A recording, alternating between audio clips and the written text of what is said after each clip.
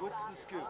The scoop is, this is your last official checkpoint from which you make the next, which is Finished loop 6, and it's 2:12. I could go out on loop 7 if I wanted to, but I would never make the cutoff, the checkpoint at the bottom of, or well, over at Deer Creek.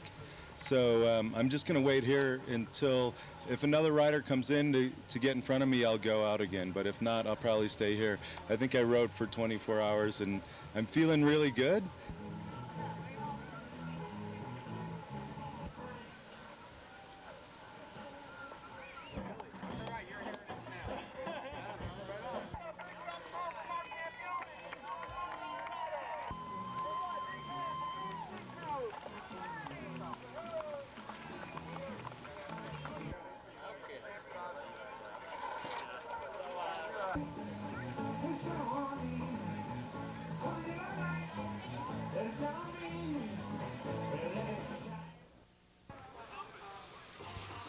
Montezuma's Revenge, the world's most extreme 24-hour solo mountain bike race, with 13 loops totaling over 200 miles and 34,000 vertical feet.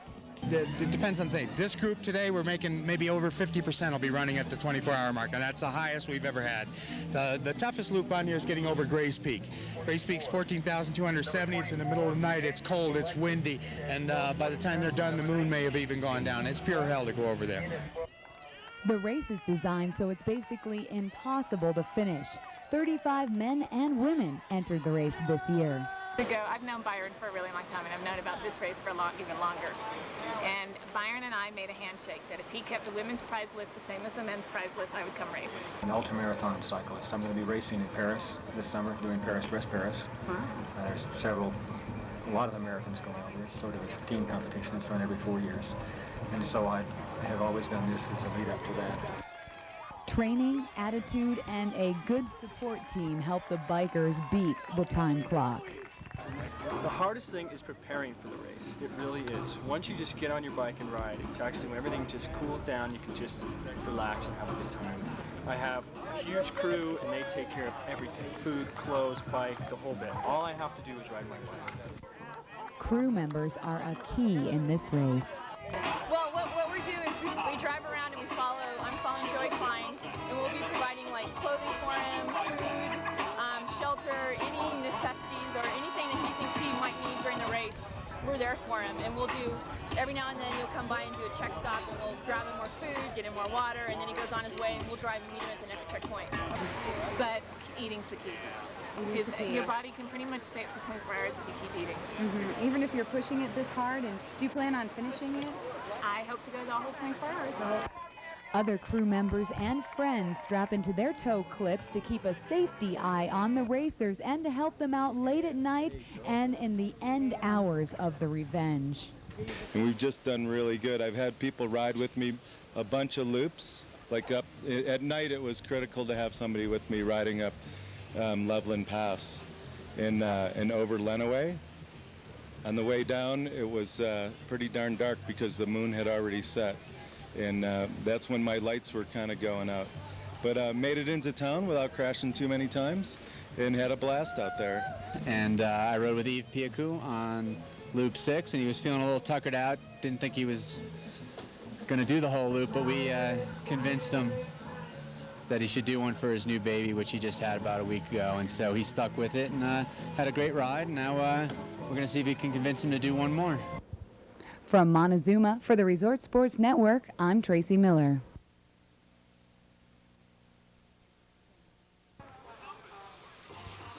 Montezuma's Revenge, the world's most extreme 24-hour solo mountain bike race, with 13 loops totaling over 200 miles and 34,000 vertical feet.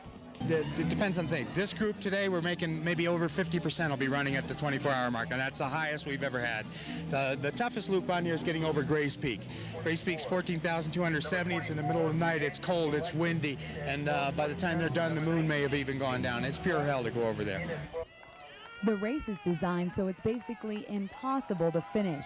35 men and women entered the race this year. I've known Byron for a really long time, and I've known about this race for even longer. And Byron and I made a handshake that if he kept the women's prize list the same as the men's prize list, I would come race. An ultramarathon cyclist. I'm going to be racing in Paris this summer, doing Paris, Paris. There's a lot of Americans going over. It's sort of a team competition that's run every 4 years. And so I have always done this as a lead up to that. Training, attitude, and a good support team help the bikers beat the time clock. The hardest thing is preparing for the race. It really is. Once you just get on your bike and ride, it's actually when everything just cools down, you can just relax and have a good time. I have a huge crew and they take care of everything. Food, clothes, bike, the whole bit. All I have to do is ride my bike. Crew members are a key in this race. Well, what we do is we drive around and I'm following Joey Klein, and we'll be providing like clothing for him, food, shelter, any necessities or anything that he thinks he might need during the race. We're there for him, and we'll do, every now and then you'll come by and do a check stop, and we'll grab him more food, get him more water, and then he goes on his way, and we'll drive and meet him at the next checkpoint. But eating's the key. Because your body can pretty much stay up for 24 hours if you keep eating. Even if you're pushing it this hard, and do you plan on finishing it? I hope to go the whole 24 hours. Other crew members and friends strap into their toe clips to keep a safety eye on the racers and to help them out late at night and in the end hours of the revenge. And we've just done really good. I've had people ride with me a bunch of loops. Like up at night, it was critical to have somebody with me riding up Loveland Pass and over Lenawee.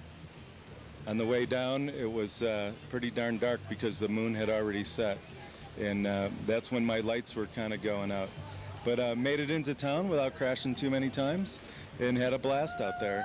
And I rode with Yves Piacou on Loop 6, and he was feeling a little tuckered out. Didn't think he was going to do the whole loop, but we convinced him that he should do one for his new baby, which he just had about a week ago. And so he stuck with it and had a great ride. And now we're going to see if we can convince him to do one more. From Montezuma for the Resort Sports Network, I'm Tracy Miller.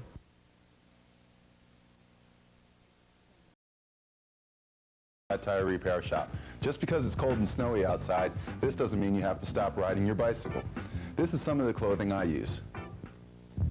Wool jersey and insulated tights, cycling shoes with overboot, microfleece jersey and windstopper jacket, skull cap, sunglasses, helmet, and gloves. Now we're ready for a cold weather ride. If you need any of the items that you see here, or have any questions on year-round cycling, see me at a Fat Tire Repair Shop at 130 Main Street in Dillon. Hi, I'm Gary Ross from Fat Tire Repair. Riding your bicycle.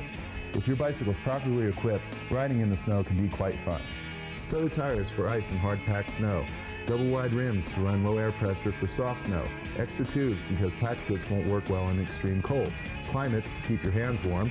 And platform pedals. If you need any of the items that you see here or have any questions on year-round cycling, see me at a Fat Tire Repair Shop at 130 Main Street in Dillon. Let's go for a ride.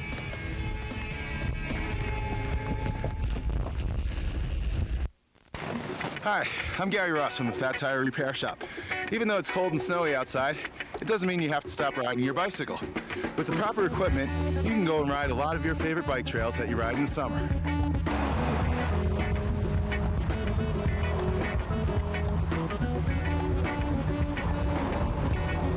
If you have any questions about winter cycling, see me at Fat Tire Repair Shop, 130 Main Street in Dillon.